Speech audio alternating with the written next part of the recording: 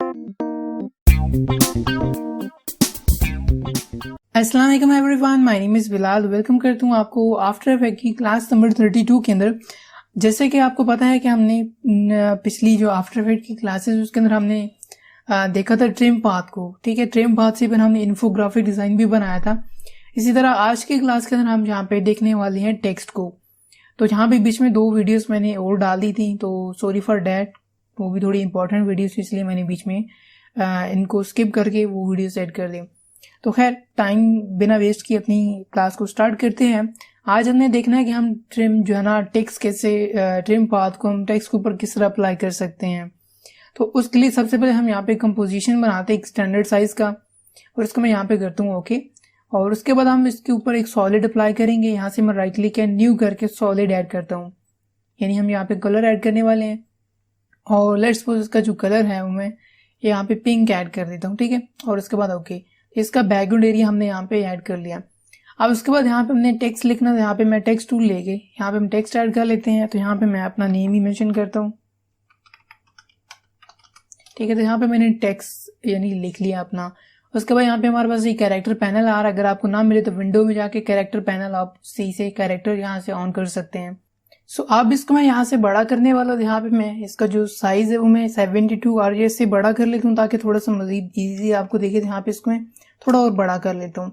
तो let's suppose यहाँ पे मैंने इसको बड़ा करके यहाँ पे सेट कर लिया, रख लिया। साइज हमारा बड़ा हो चुका है। अब यहाँ पे हमने इसके ऊपर राइट क्लिक करना है, और यहाँ पे हमारे पास ऑप्शन आ रहा है, जैसे कि हमारे पास बहुत सारे ऑप्शन दिख रहे हैं एफेक्ट्स, इसके अलावा की फ्रेम्स का। और यहाँ पे हमने क्या करना है, हमने जाना है क्रिएट के अंदर।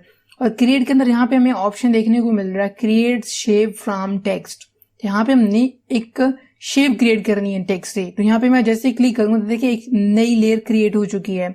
अब ये जो नीचे टेक्स्ट वाली लेयर है आपको नहीं चाहिए, तो यहाँ से हम इसको कर देंगे डिलीट। यहाँ से मैंने इसको डिलीट कर दिया। अब यहाँ पे हमारे पास ऊपर जो ये लेयर है, जो कि एक आउटलाइन फॉर्म है, हमारे पास शेप बनी है। अब इसके ऊपर एक चीज का ध्यान रखना है कि जब आप इसको आउटलाइन में कन्वर्ट कर देंगे तो आप इसकी जो है ना सेटअप वगैरह नहीं कर सकते, यानी आप इसको दोबारा मॉडिफाई नहीं कर सकते। इसका फॉन्ट आप नहीं चेंज कर सकते, कलर दोबारा चेंज हो सकता है। तो लेट्स सपोज यहाँ पे इसका जो फिल कलर है वो मैं यहाँ पे क्लिक करके कर देता हूँ खत्म यहाँ से। और इसका जो स्ट्रोक कलर मैं यहाँ पे क्लिक करके अनेबल करता हूँ। और इसका जो कलर है उसको मैं यहाँ से व्हाइट कलर में ले जाता हूँ। और इसका जो स्ट्रोक है यहाँ पे मैं 6 to 7 रखता हूँ। तो यहाँ पे लेट्स सपोज उसको करता हूँ 7 और 6, यहाँ पे मैं इसको कर लेता हूँ 6 इंटर। ठीक हो गया। तो ये हमारे पास थोड़ा ज्यादा बड़ा हो गया, तो मैं इसको थोड़ा और कम करता हूँ। फॉन्ट के हिसाब से थोड़ा बड़ा आप छोटा बड़ा कर सकते हैं इसको। लेट्स सपोज कि मैं इसको 4 भी करता हूँ, क्योंकि अभी 5 भी ज्यादा है। उसको मैं यहाँ पे 4 करता हूँ। आप ये तकरीबन बेहतर है, ठीक है। सिर्फ आउटलाइन है इसकी। अब हम इसके ऊपर इफेक्ट अप्लाई करेंगे। तो यहाँ पे इसको मैं ओपन करता हूँ, और देखिए यहाँ पे हमारे पास एक बटन आ रहा है ऐड का। तो यहाँ पे हम क्लिक करके यहाँ से करेंगे हम ट्रिम पाथ को ऐड, ठीक है। अब ट्रिम पाथ हम जैसे ऐड करते हैं, देखिए यहाँ पे हमारे पास एक एक कैरेक्टर का HERRYBILL, लेकिन हर एक कैरेक्टर की अलग अलग प्रॉपर्टीज आ गई हैं, जैसे कि सबके सामने नॉर्मल लिखा आ रहा है। तो यहाँ पे हमारे पास ये ट्रिम पाथ है। ट्रिम पाथ हमने देखिए यहाँ पे हमारे पास आ रहा है, ये सारा इसका मेन कंट्रोल है, यानी सब कैरेक्टर्स का। तो अब हमने यहाँ पे क्या करना है, हमने यहाँ पे ट्रिम पाथ 1 के अंदर यहाँ पे हमारे पास इसके अंदर जैसे कि ट्रांसफॉर्म पैनल आ रहा है। अब ट्रांसफॉर्म पैनल के अंदर जाए तो यहाँ पे हमारे पास वही सारे ऑप्शंस आ रहे हैं जो कि हमने पहले पढ़े हुए, एंकर पॉइंट, ये तमाम चीजें। तो अब हमने क्या करना है, हमने इसके ऊपर वो अप्लाई करना है, एनिमेशन अप्लाई करनी है। तो यहाँ पे हम एनिमेशन अप्लाई करने, जिससे हमें पता चले कि ऑफसेट हुई तमाम चीजें हमने देखनी है। तो उसके लिए यहाँ पे हम जाएंगे ट्रिम पाथ 1 के अंदर। ट्रिम पाथ 1 के अंदर जाएंगे तो यहाँ पे हमारे पास ऑप्शन आ रहा है स्टार्ट, एंडिंग, ऑफसेट और ये तमाम चीजें। तो लेट्स सपोज हम इसका जो ऑफ है, ये इसका एंड है, इसको मैं की फ्रेम इंसर्ट करता हूँ। और यहाँ पे मैं इसको 2 सेकंड के ऊपर या 3 सेकंड के ऊपर जाके, सॉरी, यहाँ पे हम जब इसका फर्स्ट की फ्रेम होगा ना, जब हम लगाएंगे तो यहाँ पे इसको आप करेंगे 0, यानी पहले कुछ भी नहीं होगा। जैसे हम इसको जाके करते हैं जी 3 सेकंड के ऊपर, तो यहाँ पे इसको मैं चाहता हूँ कि 100% हो जाए नॉर्मल। और इधर से इसका जो वर्किंग एरिया उसको मैं यहाँ से ड्रैग करके छोटा कर दें, ताकि थोड़ा छोटा हो जाए। इसको सॉरी वर्किंग एरिया हम छोटा करेंगे। तो यहाँ पे हमारा हो चुका है। आप जरा इसको प्ले करके चेक करते हैं, देखें ये कुछ इस तरह बन रहा है, ठीक है।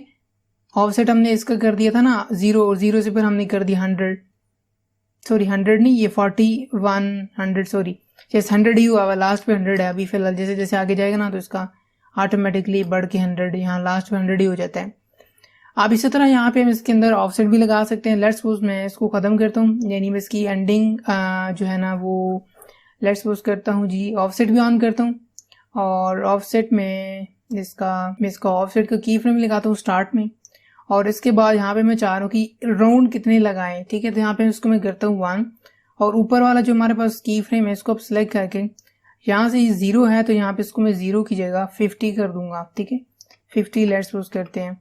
और अगर आप जरा प्ले करके चेक करते हैं तो देखें ये कुछ इस तरह की, अभी स्लो इसलिए क्योंकि हमने थोड़ा ज़्यादा रखा ड्यूरेशन, उसको उठा के थोड़ा पीछे ले जाए तो ये जल्दी से परफॉर्म करेगा। ये कुछ इस तरह, इसको मैं 100% कर दूं अगर, तो फिर देखें क्या डिफरेंस आ रहा है कि ये इस तरह बनेगा। अगर मैं इसको यहाँ पे 0 कर दूं तो फिर देखिए क्या फ़र्क पड़ेगा। इसको मैं वापस ले जाता हूँ और ये देखें, ठीक है। तो ये इस तरह करके आप किसी भी टेक्स्ट के ऊपर जो है ना ट्रिम पाथ को अप्लाई कर सकते हैं। अभी मैंने कुछ खास बनाया तो नहीं है, सिर्फ आपको एक कमांड बताइए ट्रिम पाथ, यानी इसको किसी भी टेक्स्ट को आप आउटलाइन के अंदर किस तरह कन्वर्ट कर सकते हैं, मेन चीज़ वो कह सकते हैं। बाकी ट्रिम पाथ हमने ऑलरेडी पढ़ा हुआ है कि ट्रिम पाथ से हम क्या क्या कर सकते हैं। ऑफसेट, एंडिंग पॉइंट और इसकी स्टार्टिंग पॉइंट, ये 3 चीज़ें होती है इसके अंदर ट्रिम पाथ के अंदर। पर इसी को यूज़ करते आप बहुत कुछ अच्छी सी चीज़ें बना सकते हैं। टूल्स आपको बता दिए हैं, बाकी आप प्रैक्टिस करना या कुछ भी बनाना क्रिएटिव चीज़ वो आपकी अपनी क्रिएटिविटी है। तो इस क्लास की प्रैक्टिस करिएगा। अगर कोई क्वेश्चन हो तो नीचे कमेंट करके पूछ सकते हैं। मैं अब आपको मिलूंगा एक नई नेक्स्ट वीडियो में, तब तक अपना बहुत सारा ख्याल रखिएगा और मुझे अपनी दुआ में याद रखिएगा। अल्लाह हाफिज़।